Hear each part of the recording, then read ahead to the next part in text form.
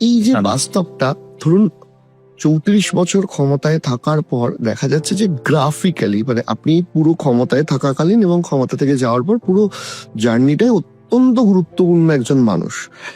আপনার কি মনে হয় যে এই যে বেসিক, এইটা তো একটা সাধারণ গ্রামের মানুষও বুঝতে পারবে, তাহলে কোথায় সিপিএম এর ট্যাকটিক্যাল মিস্টেক হলো যে আজকে সেখানে প্রায় 45 বা 50% ভোট থেকে 5% চলে এসছে? কোথায় মিস্টেকটা হলো? অবশ্যই ভুল তো নিশ্চয়ই হয়েছে, সেটা আমরা স্বীকারও করেছি, আলোচনা করেছি। আমরা যখন সরকার চালাচ্ছিলাম, সরকার চালাতে গিয়ে কিছু ভুল হয়, সেগুলো কিছু অ্যাকুমুলেটেড ব্যাপার হয়। আবার তার সঙ্গে দাঁড়িয়ে আমাদের সাংগঠনিক কিছু দুর্বলতা ছিল, মানে হয়ে যায় যে এরকমই চলছে, কিন্তু এমনি চিরদিনটা যায় না। তাহলে একটা পাখিও, একটা পশুও, সে তার হচ্ছে তোমার গিয়ে অন্য বিপদের সময় কি হতে পারে তার জন্য কিছুটা ভেবে রাখে, তার ভাবনা চিন্তার জায়গাটা কম, আর মানুষ তো অনেক বেশি ফিউচারিস্টিক ভাবনা থাকে, সেখানে কিছুটা অভাব ছিল। আর তৃতীয় হচ্ছে যে আমাদের সব বিরোধীদেরকে এক কাট্টা হতে দেওয়ার সুযোগ করে দেওয়া আর কি। রামধনু জোট যেটা বলা হচ্ছে, চরম দক্ষিণপন্থী থেকে চরম বামপন্থী, একেবারে হিন্দু সাম্প্রদায়িক থেকে মুসলমান সাম্প্রদায়িক সবাই এক কাট্টা হয়ে গেল। শুভেন্দু তখন সিদ্দিকুল্লাহ চৌধুরীর জন্য হচ্ছে তোমার গিয়ে সারা জীবন আজীবন কৃতজ্ঞ থাকবো, এখন দেখাচ্ছে যে একে অপরের সঙ্গে যুদ্ধ করছে। আর আমরা আমাদের দিক থেকে যেটা দেখি, হাইন্ডসাইট অবশ্যই আমরা সারমাইজ করি, পেছনে ফিরে তাকিয়ে দেখলে বোঝা যাবে যে তোমার গিয়ে এই যে ভুল ত্রুটিগুলো হয়েছিল তার একটা বড় রেজাল্ট হলো যে আমার শ্রেণী বিচ্যুতি।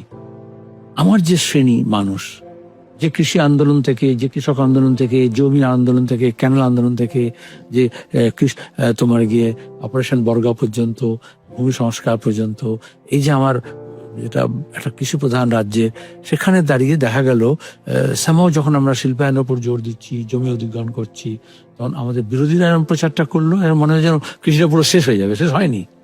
মমতা তখন জীবন জীবিকা রক্ষা কৃষি জীবন রক্ষা কমিটি তৈরি করলো, তুমি হুগলি মানুষ তুমি ভালো জানো, কিন্তু এখন আর কিছু বলছে না। এখন যখন জমি লুট হচ্ছে, এখন আবার ওই হুগলিতেই কিন্তু বন্যা টুডুকে জমির জন্য লড়াই করতে হচ্ছে, যেখানে পাট্টা পেয়েছে এই জমিটা, বা ধরো বাঁধের ধারে আছে বা চরে আছে বা পাট্টা পেয়েছে, সে ডেবরায় হতে পারে, সে কুচবিহারে হতে পারে, সেখানে এই লাল ঝান্ডাকেই লড়তে হবে। যে জমির লড়াই জমিতে দাঁড়িয়ে লাল ঝান্ডা লড়েছিল, তাও পাকে চক্রে এমন অবস্থা হলো যেমন আমরাই হচ্ছে জমিটাকে নিয়ে নিচ্ছি। এটা তো বিশ্বাসে নিয়ে গিয়েছিল, এটা মিথ্যাচার ছিল, একটা বড় একটা ফেক। এখন বোঝা যায় না, ডিপ ফেক, ফেক নিউজ, তারা ফেক একটা আন্দোলন হলো আর কি, এবং সেটা স্বীকার হলো। কিন্তু আমার যে শ্রেণী ছিল বেসিক, একইভাবে শ্রমজীবী মানুষ, দিনমজুর মানুষ, এই যে পরিযায়ী শ্রমিক, এই যে খেটে খাওয়া মানুষ, যার সঙ্গে কমিউনিস্ট পার্টির একটা ওতপ্রোতভাবে যুক্ত, সেখানে আমাদের সাংগঠনিক দুর্বলতা ছিল, যে কোথাও না কোথাও আমরা এখান থেকে একটু হচ্ছে তোমার গিয়ে একটু আলগা হয়ে গিয়েছিল, জনবিচ্ছিন্নতা হয়েছিল, শ্রেণী বিচ্ছিন্নতা হয়েছিল। সেটাকে আমরা আইডেন্টিফাই করেছি, ভুলটাকে স্বীকার করতে হয়, কমিউনিস্টই পারে, এবং তারপর সেটাকে শোধরানো, ওভারকাম করা, এবং নতুন অবস্থার মধ্যে দাঁড়িয়ে আবার ওই জায়গায় তুমি যেতে পারবে না। কিন্তু তোমাকে আজকের দিনের যে চ্যালেঞ্জ আছে, তোমার শ্রেণীর সঙ্গে সেই মৈত্রীটা গড়ে তুলতে হবে, সেই শ্রেণীর ঐক্যটা গড়ে তুলতে হবে। এর মধ্যে বিজেপি এসে গিয়ে আপত্তি হয়েছে যে তারা প্রতিদিন এই শ্রেণীর ঐক্যটাকে ভাঙছে। সে হয়তো বলছে হিন্দু হিন্দু, কিন্তু আসলে সে তো ঐক্যটা ভাঙছে, ওই খেটে খাওয়া মানুষের ঐক্যটা ভাঙছে।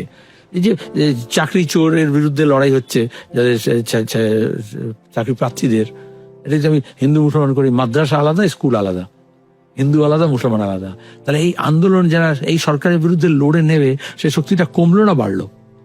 তাহলে আমি একটা তোমাকে গোটা বিশ্ব এবং দেশের নিরিখে বললাম, একটা তোমার এখানকার নিরিখে, একটা স্থানীয়ভাবেও একটা রাস্তার কথা হোক, একটা বিজুলির কথা হোক, একটা আবাস যোজনার কথা হোক, চুরি জচ্ছির কথা হোক, দুর্নীতির বিরুদ্ধে হোক, সবাই মিলে এক কাট্টা হয়ে লড়লে যে শক্তিটা হয়, আর সেটাই তুমি জাত পাত ধর্ম বর্ণ ভাষার নামে যদি ভাগ করে দাও, তাহলে তুমি কাকে লাভ করছো? যে ক্ষমতায় আছে, ক্ষমতাসীন যে আছে, তার সুযোগ করে দিচ্ছ। ডেফিনেটলি। এটা হয়ে গেল আপনাদের পিছনে ফিরে তাকানোর বিষয়। এবার বেশ বিগত কয়েক বছরে প্রচুর নতুন মুখও উঠে এসছে, যারা আপনার নেতৃত্বে পার্টিটা করছে, এবং অনেকেই যথেষ্ট প্রচারও পাচ্ছে। ঘটনাটা হচ্ছে তাহলে সিপিআইএম এর পার্টির পক্ষ থেকে সামনে 26-এর ভোট, বা কিছু দূরে গিয়ে 29-এর ভোট, মাঝে মিউনিসিপ্যালিটি পঞ্চায়েত রয়েছে। ভবিষ্যৎ পরিকল্পনাটা কিভাবে মনে করছেন যে সিপিএম তার ঋত গৌরবটিকে পুনরুদ্ধার করতে পারে? প্রথম কথা হচ্ছে, তুমি আমাকে গৌরবান্বিত করার জন্য বললে আপনার নেতৃত্বে, কিন্তু আসলে পার্টির নেতৃত্বে।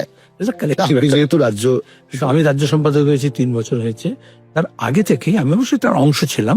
আমরা খুব ভাবনা চিন্তা করে যখন বলছে লোকে বৃদ্ধতন্ত্র অভ্যাসগুলো, কিন্তু আমরা খুব রাতারাতি তো সিপিএম এর নেতা তৈরি হয়ে যায় না, আবার অন্য দল থেকেও আগমন ঘটে না,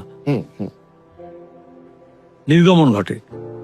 কিন্তু আমাকে নতুন আন্দোলন সংগ্রাম সংগঠন থেকে তুলে আনতে হয়। এটা কঠিন ছিল।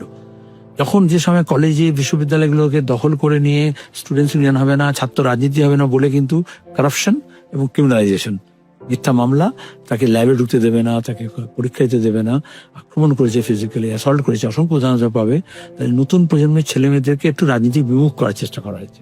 একদিকে আদর্শ কি হবে দরকার নেই, আর অন্যদিকে হচ্ছে ফিজিক্যাল অ্যাটাক করা হয়েছে, সন্ত্রাস করা হয়েছে, মিথ্যা মামলায় জড়িত করা হয়েছে।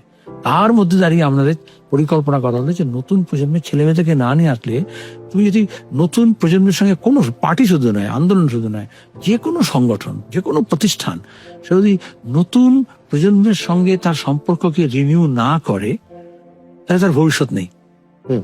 তাহলে এই ভবিষ্যতের জন্যই আমরা এটা করলাম। অনেক হয়তো মনে হয়তো দুঃখ হয়েছে বা হতে পারে, কিন্তু একটা বড় অংশের ভলেন্টিয়ার করেছে যে আমরা এনাফ উই হ্যাভ হ্যাড, এবার হচ্ছে নতুন অংশকে নিতে হবে। এবং ধাপে ধাপে তাদেরকে আমাদের রিক্রুট করতে হয়, ট্রেন করতে হয়, রিট্রেন করতে হয়, ওরিয়েন্ট করতে হয়। প্রথম দেখতে বলতে এরম কেন বললো, ওরম কেন বললো, এরকম সব অভিযোগ আসছিল। কিন্তু একটা স্ট্রিমলাইন করতে হয়, একটা সংগঠিত রূপ দিতে হয়। এটার জন্য ছাত্র যুব সংগঠন সেরকম শ্রমিক, কৃষক, ক্ষেতমজুর, কদিন আগে ব্রিগেড করলো তুমি দেখলে, বস্তি সংগঠন, মহিলা, সবাইকে, সব সংগঠন এবং পার্টিকেও এই নতুন প্রজন্মের ছেলে মেয়েদেরকে নিয়ে যেতে হবে। ও একটা কবিতা ছিল না, আমি সরাসরি কবিতা চর্চা করি না, সাহিত্যের লোক নই, যে ও ওল্ড অর্ডার ইজ নিউ, নতুন কি জায়গা করে দেয় আর কি। সুকান্তের ভাষায়, চলে যাব তবু আজ যতক্ষণ দেহে আছে প্রাণ, প্রাণপণে পৃথিবীর সর্বজঞ্জাল, এ বিশ্বকে এ শিশুর বাসযোগ্য করে যাব আমি। কমিউনিস্ট আইডিয়ালিজমের একটা বড় লক্ষ্য হচ্ছে যে ভবিষ্যৎ আমার প্রকৃতি কি হবে, ভবিষ্যৎ আমার দেশের প্রকৃতি কি হবে, ভবিষ্যৎ মানুষের অধিকার কি হবে, তার জন্য ব্যবস্থা কি হবে, তার জন্য লড়াইটা এখন করতে হয়। দক্ষিণপন্থীরা অতীতমুখী করে, বাবা নে ক্যা কিয়া, অরঙ্গজেব নে ক্যা কিয়া, শিবাজি মহারাজ নে ক্যা কিয়া, নেহরু ক্যা কিয়াতে শুরু করেছিল, চলে যাবে এখন বিক্রমিত্রের সময় পর্যন্ত। আর কমিউনিস্ট হচ্ছে, বামপন্থীরা হচ্ছে প্রগতিশীল, মানে হচ্ছে যে ফিউচারিস্টিক, ভবিষ্যৎমুখী হতে হয়। ওরা ক্রমাগত আমাদেরকে অতীতের খাঁচায় নিয়ে যাওয়ার চেষ্টা করছে, আর আমাদের ক্রমাগত ভবিষ্যতের জন্য লড়াই করতে হবে। এখানে একটা খুব ইন্টারেস্টিং প্রশ্ন আমার মাথায় আসছে। এটা আমাকে মানে যারা সাধারণ বেশ কয়েকজন তাদের সাথেও কানেক্টেড হওয়ার সময় আমাকে বলেছিল আপনাকে জিজ্ঞাসা করতে। ধরুন এখন একটা দল বদলের হাওয়া, কে কোন দলে কখনো বোঝা যায় না। ধরুন আপনাদের কাছে যদি প্রস্তাব আসে এখন যে অন্য কোনো দল থেকে কোনো নেতা আপনার দলে আসতে চায়, আপনি কি নেবেন? অন্য দলের সমর্থক, দরদি, তোমার গিয়ে যদি আসে, কর্মী, সবসময় তারা ওয়েলকাম। একটু শিখে পড়ে নিতে হয়। আমাদের নেতা ট্রান্সফার হয় না, নন নেগোসিয়েবল, নন ট্রান্সফারেবল। কারণ নেতাটা আন্দোলন সংগ্রাম থেকে গড়ে উঠতে হয়। সে নেতা আসতে পারে, তো সে একজন কর্মী হিসেবে যোগ দেবে, তারপরে তার নেতৃত্ব গুণে পরিবর্তিত আবহাওয়ায় সে কতটা মানিয়ে নিতে পারবে, খাপ খাওয়াতে হবে, তার উপর নির্ভর করে।